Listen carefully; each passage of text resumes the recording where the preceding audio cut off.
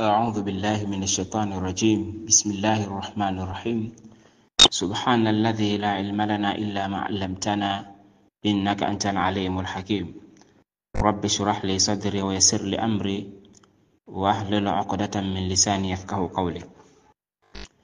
Tunaanza na tafsiri ya Qur'an na leo tunaanza na suratul Fatiha. Suratul Fatiha imeteremka Maka na ina aya 7. Na ndiyo sura ya mwanzo katika Qur'an kwa mpangilio wa msahafu. Bismillahirrahmanirrahim.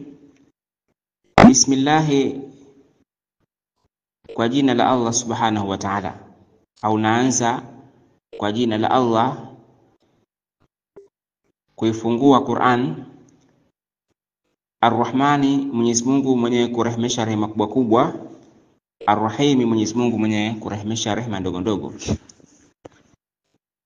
Alhamdu, kila sifa njema lillahi zinamstahilikia Allah subhanahu wa ta'ala, Rabbil alamina, Bwana wa viumbe wote au Bwana wa ulimwengu wote.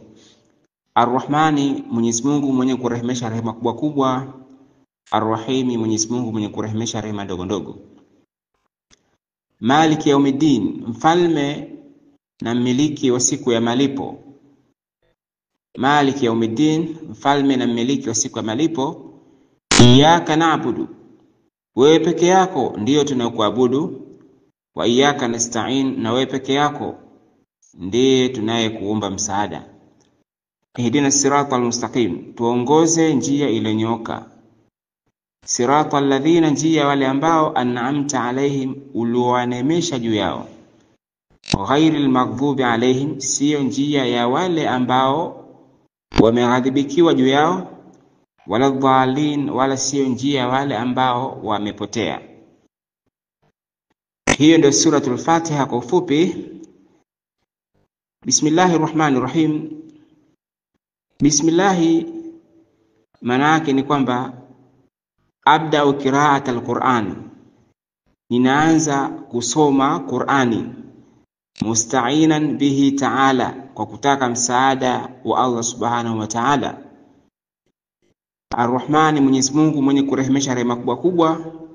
Ar-Rahimi, Mwenyezi Mungu mwenye kurehemesha rehema ndogo ndogo. Ar-Rahmani ni rehema za Mwenyezi Mungu ambazo zimekienea kila kitu. Ai dhurrahmatul wasi'a, mwenye rehema pana au kubwa. Fa huwa Ar-Rahman, naye ni mwenye kurehemesha rehema kubwa kubwa. Ar-Rahim manake dhurrahmatul